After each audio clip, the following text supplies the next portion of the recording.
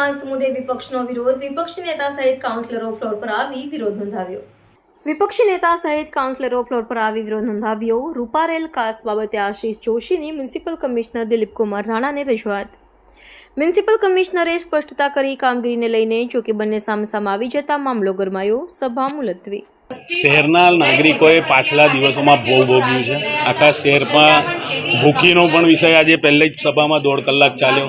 ત્યારબાદ અમે છેલ્લા 3 મહિનાથી નાળું સાફ કરવાની રજૂઆત કરીએ છીએ.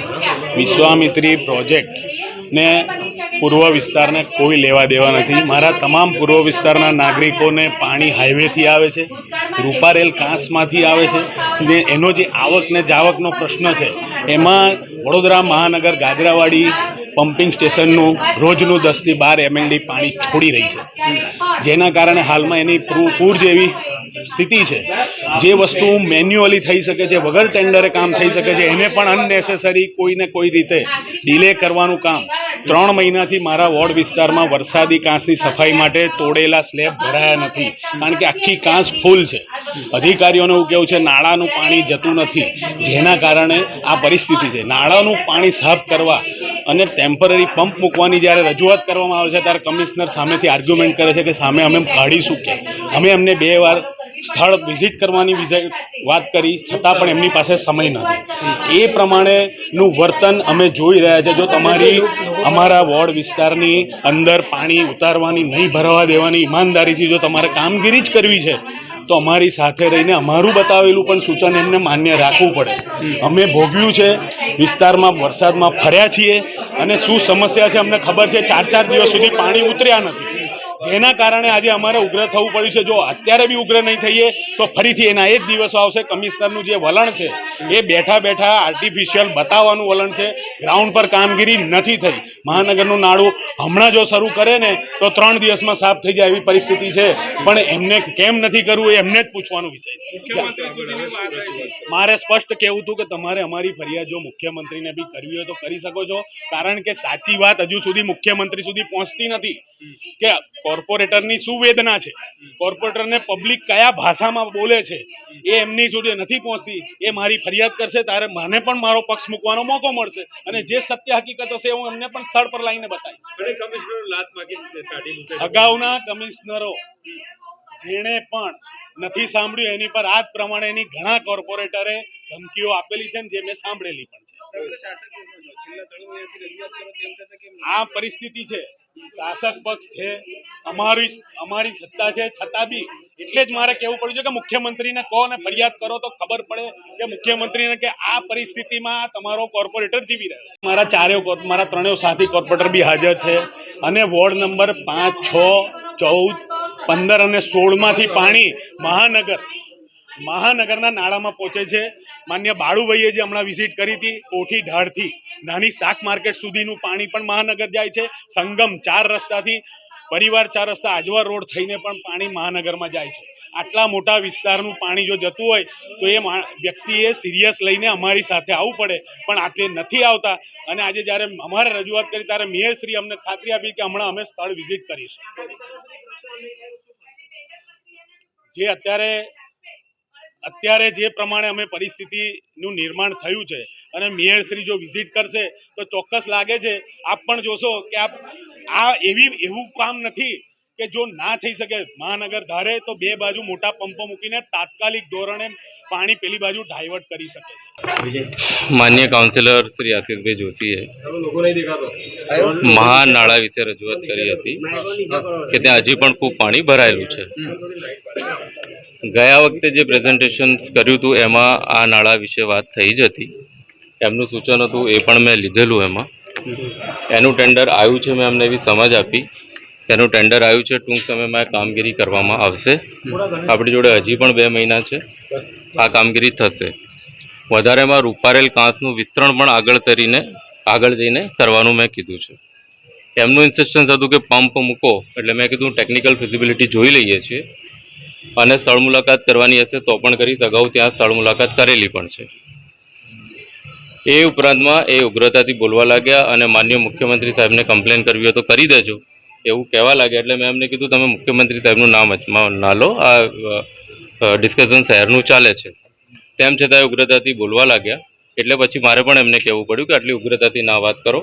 એવું પણ બોલ્યા કે ભૂતકાળમાં તો કમિશનરોને લાત મારીને પણ કાઢી મૂક્યા છે. એટલે એવી બધી ઉગ્રતાથી અને તું તારી પર આવ્યા. એટલે મેં એમને કીધું કે તમે આવી રીતે ના બોલો, અને આ રીતે બોલાચાલી થઈ છે.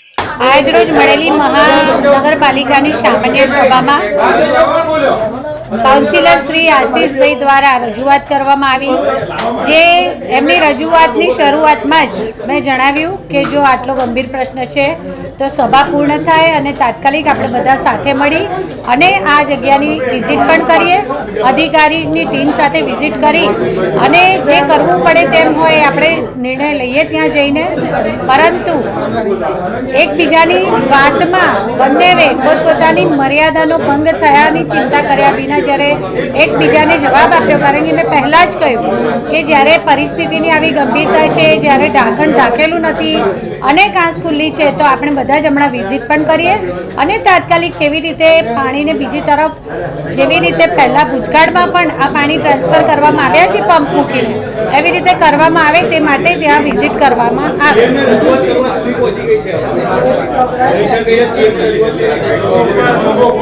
આ જે મહાનગરનું નાળું છે, વર્ષોથી વડોદરા શહેરમાં છેલ્લા 30 વર્ષથી આ વિસ્તારમાં છે કે જેનો આ પ્રથમ વખત સ્લેબ તોડી અને સફાઈ કામગીરી, કારણ કે આપણે સૌ જાણીએ છીએ તેમ ટેન્ડર પ્રક્રિયા અને ટેકનિકલી જે રીતે કામગીરી આગળ વધતી હોય ત્યારે ટેન્ડર પ્રક્રિયા માટે કદાચ એ લોકો રાહ જોઈ રહ્યા હતા. છતાં પણ જેવી કાઉન્સિલર શ્રી અજીતભાઈ દધીચ, કાઉન્સિલર શ્રી આશીષભાઈ જોશી દ્વારા જેવી રજૂઆત કરવામાં આવી ત્યારે મેં તાત્કાલિક જ કહ્યું કે આપણે ત્યાં વિઝિટ કરી અને જોઈ લઈએ અને બની શકે તો ઝડપથી, કારણ કે ટેન્ડર પ્રક્રિયા માટે it will take some time. તો આપણે અત્યારે જઈ અને ભૂતકાળમાં જેવી રીતે વધારે હોર્સ પાવરના પંપ મૂકી અને ઉપરથી પાણીને ટ્રાન્સફર કર્યું, તો એવી રીતે, કારણ કે એમના દ્વારા જે રજૂઆત કરવામાં આવી છે આશીષભાઈ દ્વારા કે અત્યારે પણ જાણે ધસમસતા પાણી આવતા હોય એ રીતે કાંસમાં આવી રહ્યા છે. કમિશનર એવું કહી રહ્યા છે કે પાણી કઈ બાજુ નાખવું. નાગરિકના પ્રશ્નોનું નિવારણ અને લોકોની સમસ્યાનું નિવારણ આ સર સયાજીરાવ સભાગૃહમાં બેસતા પ્રત્યેક વ્યક્તિની આ વસ્તુ પ્રેફરન્સમાં હોય છે. ત્યારે આપણે કહી શકીએ કે વહીવટી પાંખ દ્વારા પણ ટેન્ડર પ્રક્રિયા ચાલી રહી છે. એનો ચોખ્ખો મતલબ જ એવો થાય છે કે આ કામ કરવાનું જ છે, પણ એની જે ટેકનિકલ પેટર્ન હોય એ આપણે ફોલો કરવી પડતી હોય. તો સાથે સાથે જ્યારે કાઉન્સિલર શ્રી દ્વારા રજૂઆત કરવામાં આવી અને પરિસ્થિતિની ગંભીરતા જોતા શરૂઆતમાં જ મારા દ્વારા કહેવામાં આવ્યું કે આપણે આજે સભા પછી તરત જ ત્યાં વિઝિટ કરીશું, એવું મેં કહ્યું પણ ખરા અને અમે વિઝિટ કરવાના પણ છીએ. પરંતુ આ ઇન બિટવીનમાં આ ટેકનિકલ પ્રોસેસ છે, એના માટેનો જે ટાઈમ લાગે છે એ ટાઈમ તો લાગશે. નિરાકરણ, નાગરિકોની સમસ્યાનું નિવારણ એ આ વડોદરા મહાનગરપાલિકાના સર સયાજીરાવ સભાગૃહમાં બેસતા પ્રત્યેક વ્યક્તિનું આ પ્રેફરન્સ હોય કે નાગરિકોના પ્રશ્નોનું નિવારણ થાય અને એના માટે જ આ છેલ્લા જે ચોમાસા પછી જે પરિસ્થિતિનું નિર્માણ થયું છે એનું કેવી રીતે સોલ્યુશન લાવીએ, એના માટે આ 100 દિવસના પ્રોજેક્ટની પણ કામગીરી આપણે સૌ જોઈ રહ્યા છે. વડોદરા શહેર અને વડોદરાની બહાર વસતા લોકો પણ જોઈ રહ્યા છે કે જે યુદ્ધના ધોરણે આ પૂરની પરિસ્થિતિનું નિર્માણ થાય એની કામગીરી, આ કાંસની વ્યવસ્થા, કાંસનો પ્રોબ્લેમ એ પણ એમાંનો જ એક ભાગ છે. અને મેં કહ્યું તેમ કે સર સયાજીરાવ સભાગૃહમાં બેસતા વ્યવસ્થાના એક ભાગ પ્રમાણે ભાગરૂપે હું મેયર હોઉં, પરંતુ મારા બધા જ કાઉન્સિલરો જે પોતપોતાના વિસ્તારનું પ્રતિનિધિત્વ કરે છે, દરેકનું પ્રેફરન્સ લોકોની સમસ્યાના નિવારણનું જ હોય અને એના માટે જ સભાની શરૂઆતમાં મેં પહેલાં જ કહ્યું, એમના દ્વારા રજૂઆત કરાઈ.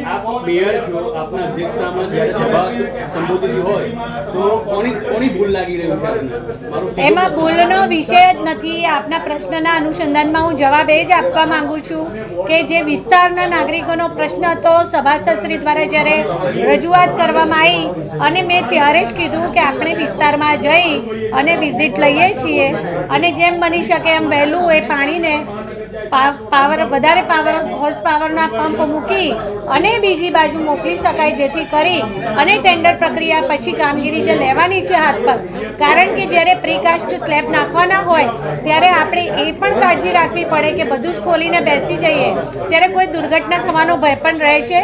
એટલે ટેન્ડર પ્રક્રિયાના જે પ્રોસેસ છે એનો સમય લાગશે, પરંતુ હા ચોક્કસ વધારે પાવરના મોટર અને પંપ મૂકી અને આપણે પાણીને બીજી બાજુ ટ્રાન્સફર કરી શકીએ એ માટે વિઝિટ કરીશું. પિંકી